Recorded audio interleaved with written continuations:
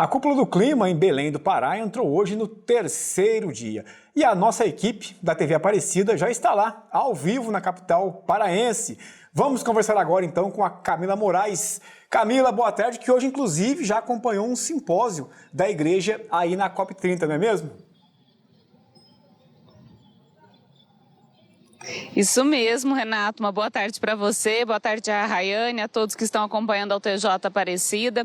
A Igreja Católica se mobilizou muitos meses antes da COP30 acontecer com simpósios, com eventos paralelos em todo o Brasil e aqui também se dedicando nessa interlocução com diversas instituições, ONGs, associações, poder público e hoje a CNBB, em parceria com o movimento Laudato Si, diversas comissões episcopais da CNBB, pastorais sociais, organizaram então um simpósio internacional para mostrar como a igreja é importante nesse papel de interlocução no cuidado com a casa comum, na preservação do meio ambiente, na transição energética, enfim, um movimento importante dentro da Igreja Católica.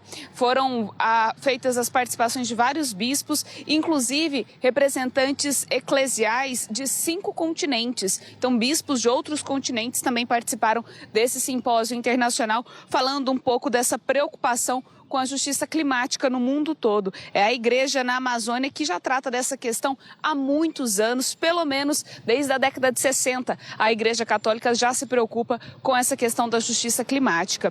O simpósio reuniu líderes de 5 continentes, como eu disse, como um gesto simbólico também de preservação da casa comum, que o Papa Francisco foi um grande protagonista. A Laudato Si, encíclica que ele escreveu, que esse ano completou 10 anos, foi uma influente na COP lá em Paris e no Acordo de Paris. Então a Igreja Católica tem já um grande protagonismo na preservação da casa comum e nessa busca pelo equilíbrio das alterações climáticas, no combate às alterações climáticas. Lá estava presente o cardeal Spengler, Dom Jaime, que é o arcebispo de Porto Alegre, presidente da CNBB, presidente do CELAM. O cardeal deu uma entrevista coletiva falando dessa importância da igreja e do combate também ao negacionismo climático que hoje é tão presente no mundo. Vamos ouvir o que disse o cardeal Spengler. A igreja tem um posicionamento muito claro e nós somos chamados a ser arautos ou testemunhas de esperança nesta realidade. É claro que a situação, o momento nos desafia a todos, mas ao mesmo tempo precisamos manter o olhar erguido e à disposição para colaborar para a construção de dias melhores para todos. A igreja tem, por assim dizer, na sua identidade, o diálogo como um princípio. E nós somos chamados a dialogar com todos. Deus é palavra, Deus é dialógico. Então, seja com aqueles talvez que pensam como nós, seja com aqueles que talvez pensam de forma diferente, ou seja, talvez com aqueles que nem pensam. Nós somos convidados, sim, a promover espaços de diálogo a fim de promover consciência no seio da sociedade em torno não só dessa questão climática, porque a questão climática, como ela se apresenta, é um aspecto que caracteriza certamente a vida social. Existem outros que também precisamos de aprofundamento. Hoje também começou a Cúpula dos Povos, que é um evento paralelo à COP30, mas que é organizado por diversas instituições socioambientais, inclusive a Associação dos Povos Indígenas. Muitos movimentos da Igreja Católica também integram a Cúpula dos Povos, organizando uma série de programações, porque não são todas as pessoas que podem participar da COP30, não tem um lugar, uma delegação presente lá dentro da Zona Azul, como eles chamam. Então as instituições se organizaram com diversas programações para que todos possam estar aqui manifestando, fazendo o seu requerimento, enfim. Essa programação da Cúpula dos Povos começou hoje pela manhã em um momento histórico, porque a Baía do Guajará recebeu mais de 200 embarcações na Barqueata, um evento que foi convocado aí e passou por toda a Bahia, falando da importância da preservação da casa comum, mas também da preservação dos povos indígenas. E a gente separou um material sobre a Barqueata de hoje da Cúpula dos Povos. Vamos ver. A barqueata começou por volta das 9 da manhã e durou cerca de 2 horas. O movimento levou cerca de 5.000 pessoas de 60 países aos rios que cercam Belém em um ato pela Amazônia e pela justiça climática. Com faixas e cartazes, os ativistas denunciaram o avanço de grandes obras e projetos do agronegócio sobre os territórios e defenderam modos de vida sustentáveis das populações ribeirinhas, indígenas e quilombolas. Excluídos das negociações formais, eles também querem mais representatividade na COP30. Estar navegando sobre ele hoje significa dizer de que é preciso continuarmos caminhando em defesa dos nossos territórios. E demarcar os nossos territórios é defender a vida. Os barcos partiram da Universidade Federal do Pará e seguiram até a Vila da Barca, área de palafitas que simboliza as contradições sociais e ambientais da cidade que cedia a Conferência do Clima. Entre os barcos, destaque para a Caravana da Resposta. A flotilha percorreu mais de 3.000 quilômetros desde o Mato Grosso até Belém, com lideranças indígenas de todo o Brasil. Agora falando então da COP30, a programação hoje retornou pela manhã, depois de um grande protesto que teve ontem à noite na entrada da Zona Azul. Manifestantes tentaram invadir essa área que é restrita para apenas aquelas pessoas que têm o credenciamento e hoje voltaram então às atividades, depois de um quebra-quebra que teve ali na entrada da Zona Azul por manifestantes. A gente separou também um material sobre isso. O clima de tranquilidade retornou ao Parque da Cidade, onde a COP30 está sendo realizada em Belém, enquanto os soldados e bombeiros militares patrulhavam a área e os delegados chegavam ao local. Em meio ao esquema de segurança reforçado, um grupo de manifestantes fez ecoar a mensagem da ação climática entre os participantes que chegavam para o terceiro dia da conferência. Em coro, pediam para responsabilizar os grandes poluidores. What do we want? Fossil fuel phase out. What do we want it? Fossil fuels have got to go. Hey, hey. Ho, ho. Fossil fuels have got to go. Ontem à noite, dezenas de manifestantes indígenas forçaram a entrada na chamada Blue Zone, área que concentra os espaços de negociação da cúpula do clima. Vídeos mostraram a tentativa de invasão. Houve confronto com seguranças. 4 ficaram feridos. O protesto bloqueou a saída de pessoas que estavam credenciadas para a conferência. O incidente ocorreu por volta das 7h30 da noite, logo depois da entrevista coletiva que apresentou o balanço do dia. Os manifestantes exigiam acesso ao complexo da ONU. Eles faziam parte de um grupo de centenas de pessoas que marcharam até o local. Alguns agitavam bandeiras com slogans reivindicando direitos à terra ou carregavam cartazes dizendo: "Nossa terra não está à venda." O líder da comunidade Tupinambá disse que os indígenas estavam revoltados com o desenvolvimento em curso na floresta. Eles são governo, é uma forma de defender, né, o espaço aonde está sendo sediado, entendeu? Esse momento aqui. Mas para nós é um momento de revolta, é um momento de indignação, é um momento em que nós, indígenas, sentimos na pele a derrota do nosso território. Nós não comemos dinheiro, nós queremos o nosso território livre do agronegócio, da exploração de petróleo, da exploração de minério, da exploração de madeireiros. Seguranças empurraram os manifestantes e usaram mesas para bloquear a entrada. Um segurança foi levado às pressas em uma cadeira de rodas. Outro estava com um corte acima do olho. Um porta-voz da ONU para Mudanças Climáticas informou que equipes de segurança brasileiras e das Nações Unidas seguiram todos os protocolos estabelecidos e conseguiram conter a situação. A pedido da ONU, a Polícia Federal vai instaurar inquérito para investigar a invasão. Imagens das câmeras externas e internas da Blue Zone foram requisitadas e serão analisadas. Então hoje as atividades já foram retomadas com muita tranquilidade. Quero mostrar para vocês que nós estamos nessa avenida bem próxima aqui à Zona Azul. Aqui só tem acesso as pessoas, os carros que são credenciados pela própria ONU. Nós estamos na Avenida Dr. Freitas, bem ao lado de uma área militar, e essa avenida dá acesso, então, à área azul. Daqui a pouco, a Zona Azul, daqui a pouco a gente chega lá. Nós chegamos hoje na hora do almoço aqui, participamos do simpósio ginásio, a igreja rumo à COP30, e agora nós vamos lá retirar as nossas credenciais. Então vocês podem ver que o trânsito aqui está limpo porque essa avenida está fechada, mas o trânsito aqui em Belém está bem intenso, com muitas avenidas fechadas, com muitas vias interditadas. Então, para se locomover nesses dias aqui em Belém, tem que ter muita paciência, muita calma e sair com muita antecedência para chegar nos lugares. Então, uma área bem reforçada também, com todo o policiamento aqui dessa região. A gente já viu vários carros passando por aqui, porque é uma área restrita, então precisa também de monitoramento.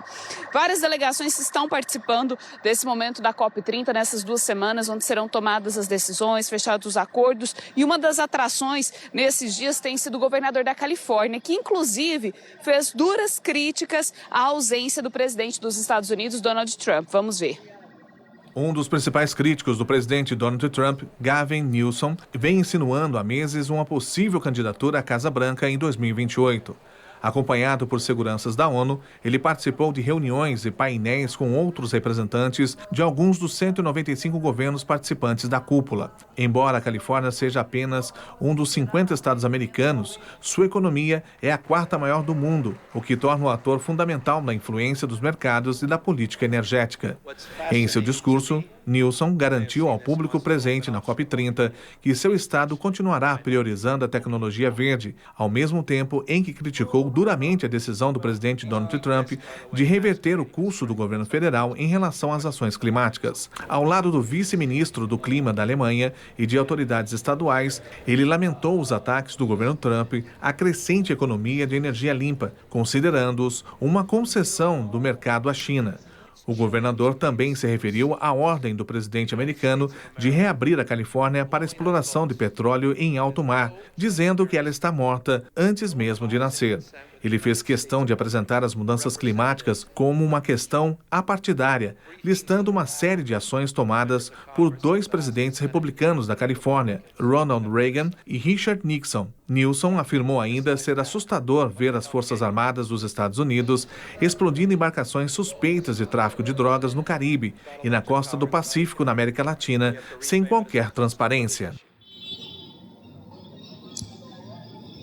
É muito importante a gente acompanhar nessa semana todas essas falas, essas articulações, porque só na próxima semana é que os acordos serão de fato assinados e homologados. Então, essa semana, toda essa movimentação das organizações, das associações, das igrejas, não só a Igreja Católica, mas outras igrejas também, tudo isso serve como pressão para que na próxima semana os governantes possam, de fato, os diplomatas possam, de fato, assinarem os acordos. Eu vou voltar daqui a pouco no TJ Aparecida. Renato, Rayane, vocês sabem que aqui na Amazônia, não sei se já estiveram aqui, mas aqui tem um fenômeno interessante. Todo fim de dia chove, é bem típico dessa região da Amazônia. Então, calor intenso durante o dia e no final do dia tem a chuva amazônica. Nós vamos andar um pouquinho mais por essa avenida porque eu estou com a sensação que a chuva amazônica vai chegar daqui a pouco. Eu volto com vocês no estúdio.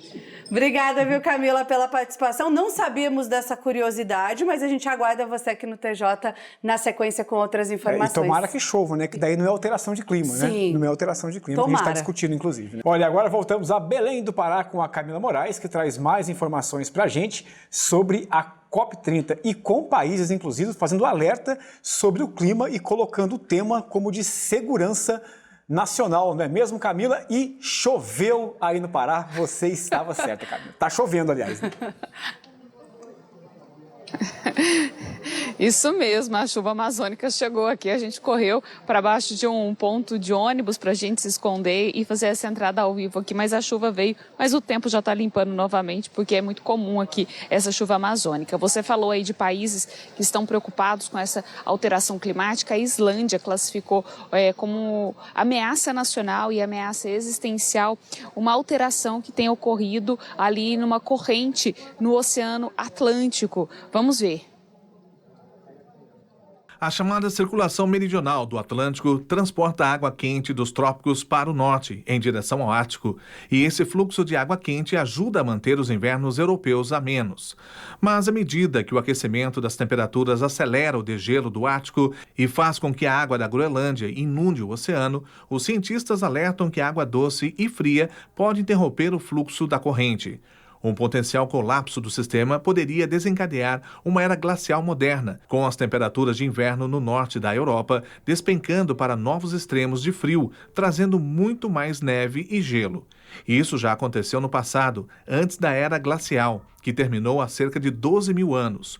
O governo da Islândia já iniciou a política de preparação para desastres. Os riscos avaliados abrangem diversas áreas, desde segurança energética e alimentar até infraestrutura e transporte internacional. A parlamentar islandesa Asa Berglind, que participa da COP30, classificou o potencial colapso como uma ameaça existencial. Cientistas alertaram que o mundo está subestimando a ameaça de que um colapso da corrente do Atlântico possa se tornar inevitável nas próximas décadas, à medida que as temperaturas globais continuam subindo. Olha, a gente segue acompanhando então essas discussões da COP. 100 indicadores precisam ser votados nos próximos dias para elaborar no final da COP30 um acordo previsto aí. Quero destacar 3 pontos importantes que vão ser abordados nesses dias. O primeiro é a questão da saúde, vai ter uma pauta específica sobre isso. A outra questão é a questão da bioeconomia, que inclusive a gente vai trazer aqui ao longo dessas semanas com diversas iniciativas voltadas para as pessoas que vivem em situação ribeirinha, os povos indígenas. A bioeconomia é um assunto que vai ser tratado aqui. E outro assunto também é a questão da justiça climática, que a Igreja Católica também aborda já há muito tempo e deverá ser uma pauta nesses dias de discussão aqui, nesses tratados e nesses acordos. Eu disse para vocês da chuva, a chuva já está passando, mas hoje nós chegamos aqui por volta do meio-dia aqui em Belém. A gente fez o deslocamento até o colégio que fica próximo à Basílica de Nossa Senhora de Nazaré, onde tem a famosa festa do Círio de Nazaré no segundo fim de semana de outubro. E a gente viu várias mudanças aqui. Já vim a Belém algumas vezes e a gente percebe que desde o ano passado a gente via aí uma obra sem fim na cidade, várias avenidas com muitas obras. Muitas obras não foram acabadas. A gente percorreu esse trajeto do aeroporto que normalmente a gente via que já estava sendo mexido há muitos anos, né, muitos meses, e essa obra também não foi acabada. Então, vários lugares aqui a gente viu que as obras não foram acabadas a tempo da COP30. Em outros, a gente se surpreendeu com as mudanças que foram feitas aqui na cidade, inclusive bem pintada, né, o asfalto renovado. Uma ausência de placas, senti, nessa região nós estamos para fazer o credenciamento, para buscar nossa credencial que foi feita pela ONU. A gente sentiu a falta aí das placas indicando onde é a zona azul, onde é a zona verde, enfim, sentimos falta das placas aqui para indicar para quem é de fora, para nós que somos brasileiros, falamos português, somos aqui, já viemos algumas vezes aqui, a gente já sabe se locomover, mas ficamos bem perdidos. A gente fica imaginando as pessoas de fora que devem ter se perdido também bastante aqui na capital paraense. Renato, Rayane, amanhã eu volto com outras informações, lembrando que a gente tem uma cobertura extensa na Rede Aparecida de Comunicação, Rádio Aparecida, Portal A12 e amanhã em todos os nossos programas. Volto com vocês no estúdio.